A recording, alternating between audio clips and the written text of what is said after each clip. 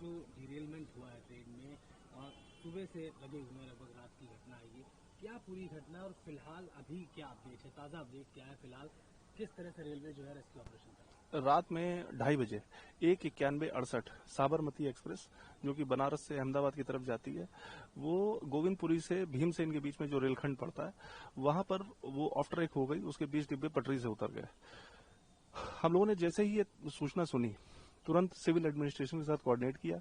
मौके पर जिलाधिकारी अपनी पूरी टीम के साथ मौजूद रहे। हमारे यहाँ कानपुर की unit, deputy CTM Kanpur, ACM Kanpur सहित अन्य अधिकारी जो कि रेस्क्यू ऑपरेशन से जुड़े हुए थे वो साइट पर पहुंचे। मंडल की टीम में एडीआरएम ऑपरेशन और अन्य मंडलीय अधिकारी तुरंत मंडल से उन्होंने डिवीजन ऑफिस से उन्होंने पोजीशन ग्रहण की। देन उसके बाद फिर हम लोगों ने बसेस का इंतजाम किया, क्योंकि पैसेंजर्स जो थे बेसिकली हम लोगों को ये इंश्योर करना था कि उनके साथ इतना बड़ा जब कोई डिरेलमेंट जैसा हादसा हो जाता है तो आवश्यक होता है कि विभाग का पूरा सहयोग उनको मिले।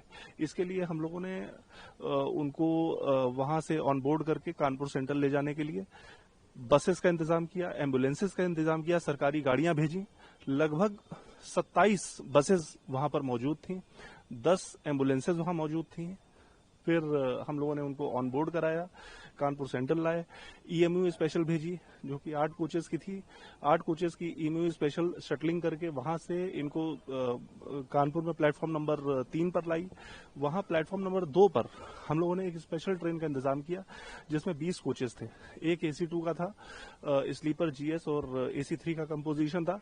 लगभग 1774 पैसेंजर्स को हम लोगों ने यहाँ रेस्क्यू किया, जिसमें 104 पैसेंजर्स अलग से कानपुर से बोर्ड होने थे। इसी क्रम में हम लोगों ने पैसेंजर्स के लिए refreshment, snacks on derailment site and on special train ये इंतजाम किए।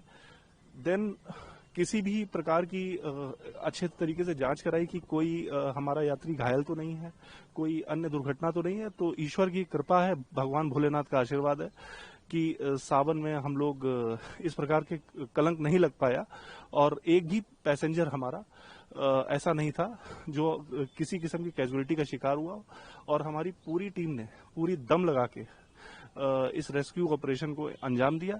अब क्या है कि रिहेबिलिटेशन और रेस्टोरेशन की जो टीम है वो वहां पर जो हमारे जो 20 कोचेज हैं तो वहां झांसी डिवीजन की टीम, क्योंकि बेसिकली ये जो दुर्घटना हुई है ये झांसी डिवीजन की दुर्घटना है। जो बॉर्डर एरिया है वो प्रयागराज डिवीजन का है। इसलिए हम लोगों ने रेस्क्यू ऑपरेशन पूरा स्वयं से संचालित किया और रेस्टोरेशन जो है वो झांसी डिवीजन अपने स्तर पर कर रहा है। सर, प्राइमा फेसी क्या आपको समझ में आया, क्या ये बोल्डर आ गया और क्यों ऐसी घटना हुई?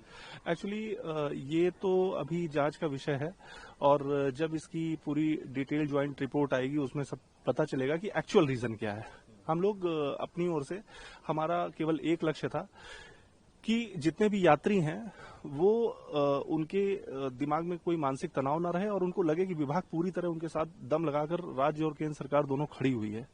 इस क्रम में हम लोगों ने पूरी स्पेशल ट्रेन का अरेंजमेंट किया और पूरी एंड टू एंड जो उन लोगों को लॉजिस्टिक्स प्रदान करने थे, जो उनको मील्स वगैरह प्रदान करने थे, उसका पूरा व्यवस्था किया। हमारे यहाँ कानपुर जंक्शन और इटावा जंक्शन इसमें व्यवस्था प्रयागराज मंडल ने की है। आगे की जो व्यवस्था है वो झांसी मंडल करेगा, देन उसके बाद WCR करेगा, वेस्ट सेंट्रल रेलवे।